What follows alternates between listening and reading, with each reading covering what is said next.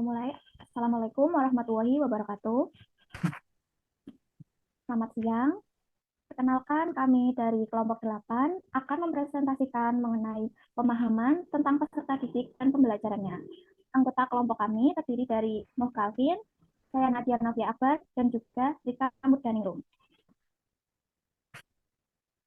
Lanjut. Topik bahasan kali ini kita akan membahas 3 topik, yakni yang pertama mengenai penerapan teori, yaitu ada teori behavioristik, teori sosial kognitif, dan teori konstruktivisme. Yang kedua, kita akan membahas mengenai penjelasan model-model pembelajaran yang terbentuk berdasarkan prinsip konstruktivisme. Pembahasan yang ketiga, kita akan membicarakan mengenai rencana untuk meningkatkan motivasi para siswa yang ada di kelas. Selanjutnya, kita akan membahas tentang penerapan teori-teori. Yang pertama itu adalah penerapan teori behavioristik di dalam kelas. Ada 2 poin di dalam teori behavioristik ini, yaitu poin pertama, stimulus, dan poin kedua adalah respon.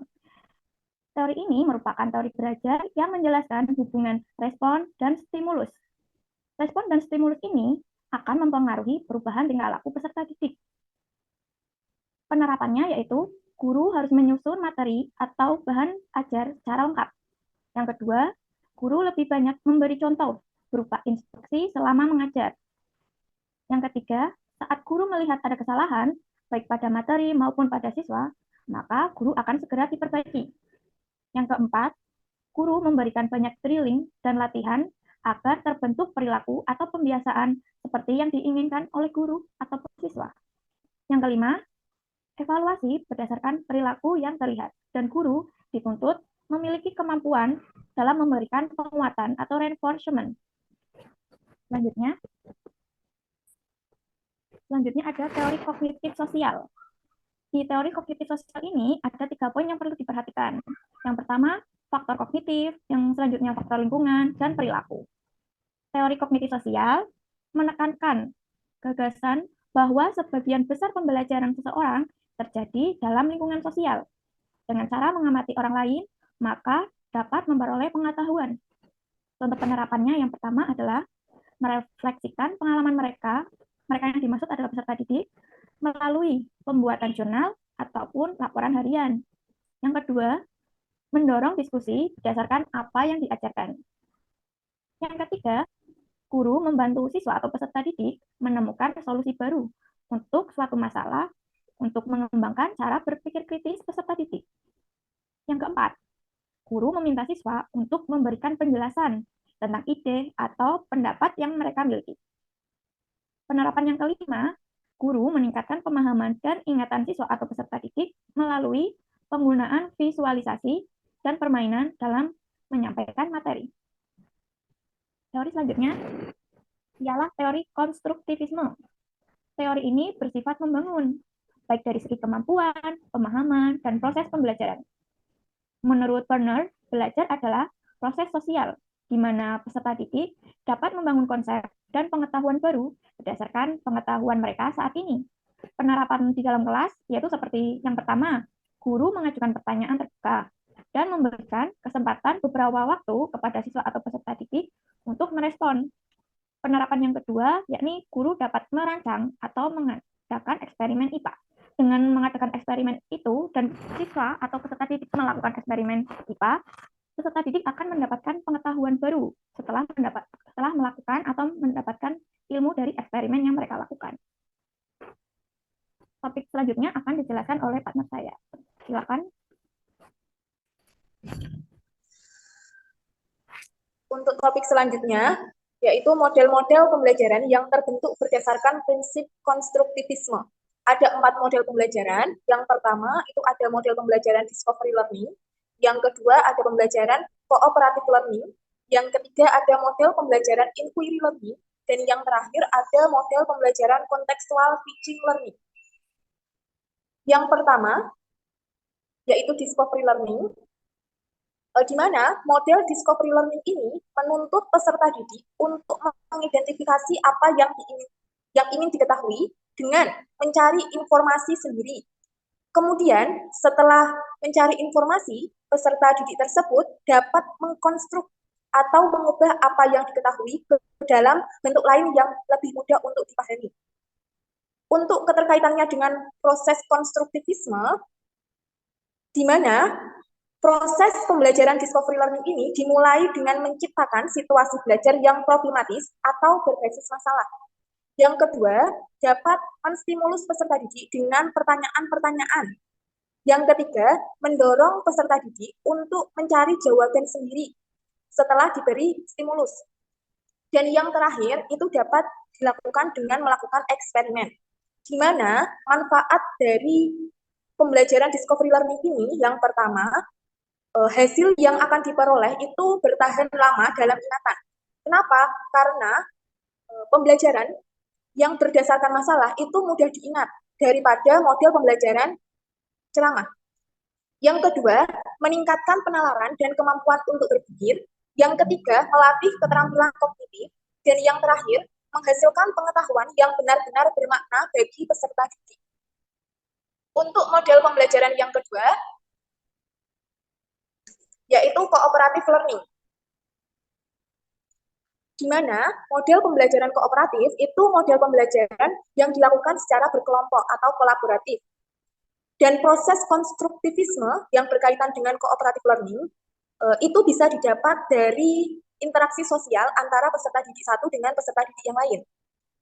Manfaat pembelajaran ini, pertama, pembelajaran kooperatif itu muncul dari konsep siswa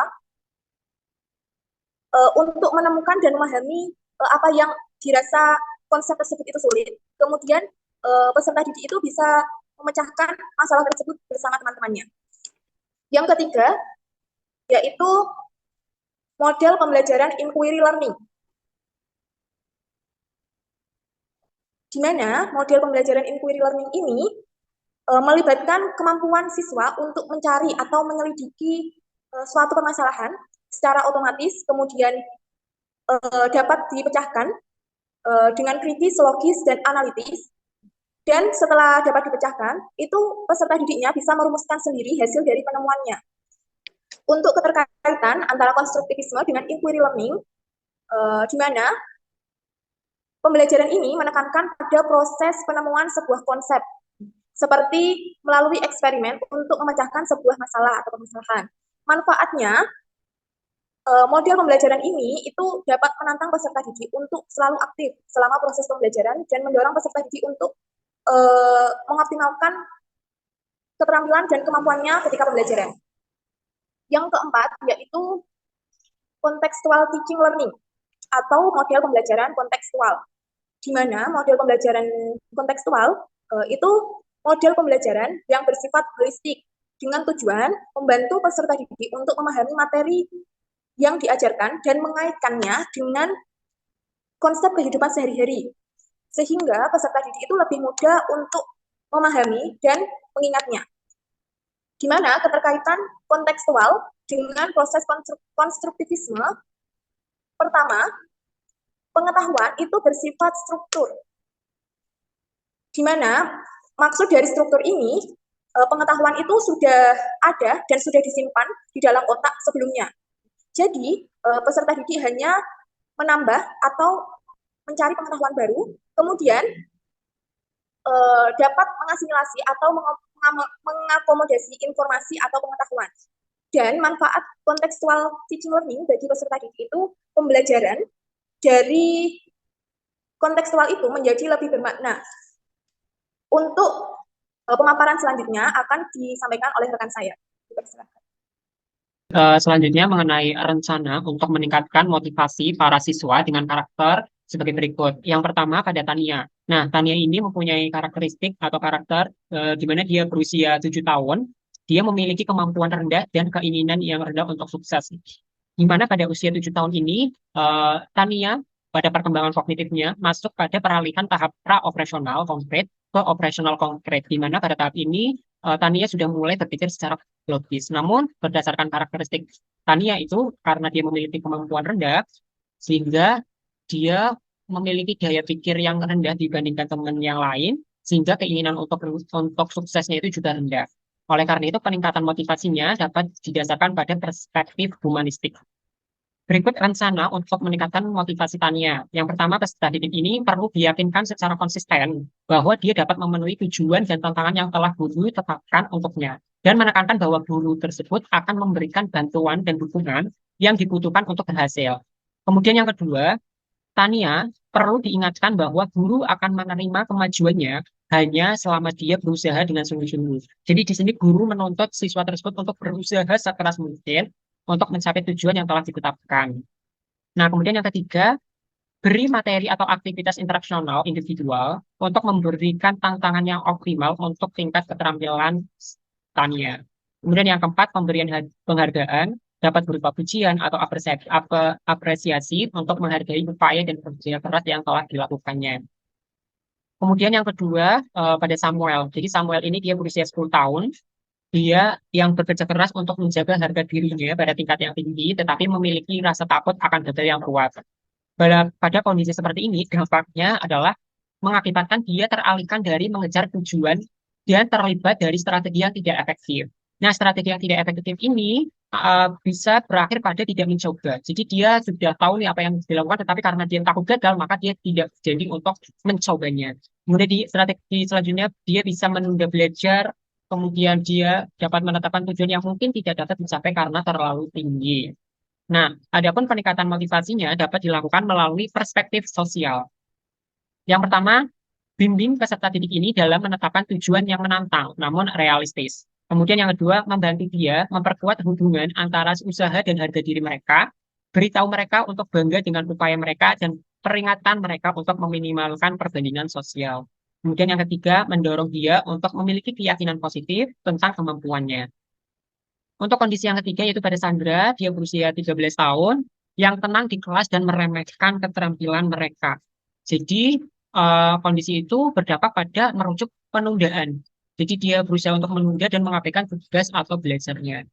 Nah, untuk meningkatkan motivasinya dapat melalui kombinasi perspektif kognitif dan sosial. Dalam perspektif sosial, maka peningkatan motivasi dapat dilakukan dengan mengajak pembelajaran siswa itu untuk saling berkolaborasi satu sama lain, sehingga di situ akan muncul komunikasi, tanggung jawab, pembentukan toleransi, dan sikap positif sesama teman. Kemudian pembelajaran dirancang tidak bersifat individualistik, tetapi pembelajaran mengarah pada pengembangan keterampilan kolaborasi sebagai bagian dari keterampilan 4C. Nah, di dalam pembelajaran kolaborasi tersebut, peningkatan motivasi juga dilakukan melalui lembar atau jurnal refleksi agar siswa dapat introspeksi atas apa yang sudah dilakukan dalam kegiatan yang secara kumulatif tersebut. Apabila siswa tersebut masih meremehkan kemampuan temannya yang lain, maka perlu yang namanya komunikasi pribadi pada diri siswa tersebut mengenai hakikat daripada pembelajaran yang telah dilakukan tersebut. Di sisi lain, pemahaman bahwasanya manusia itu tercipta sebagai makhluk sosial yang artinya membutuhkan satu sama yang lain juga perlu ditekankan oleh guru di awal pembelajaran. Pemberian motivasi atau kata-kata penyemangat yang dapat diberikan satu bentuk inisiasi bagi kesadaran anak tersebut bahwa setiap anak yang diciptakan oleh Tuhan itu memiliki karakteristik yang unik satu sama lain untuk senantiasa dihargai. Sementara itu, untuk menggunakan perspektif kognitif, rencana peningkatan motivasi dapat dilakukan dengan pemberian tanggung jawab kepada siswa untuk mengendalikan dirinya sendiri. Dalam hal ini adalah prestasi akademik. Dengan adanya kesempatan tersebut, maka pembelajaran dapat dilakukan dengan tutor sebaya, kemudian di selain itu penguatan karakter hakikat manusia sebagai sejalan dengan profil pelajar Pancasila. Kemudian kondisi yang keempat ada Robert, di mana dia usianya 16 tahun, yang menunjukkan sedikit minat di sekolah dan saat ini tinggal bersama dengan bibinya. Anda sudah tidak dapat menghubungi orang tuanya. Hal ini mengindikasikan bahwasanya ada perasaan tidak nyaman ketika peserta tersebut jauh dari orang tua. Nah, peningkatannya bisa mengacu pada perspektif humanistik. Nanti gimana yang pertama, berusaha untuk mengembangkan hubungan yang positif dengan peserta didik.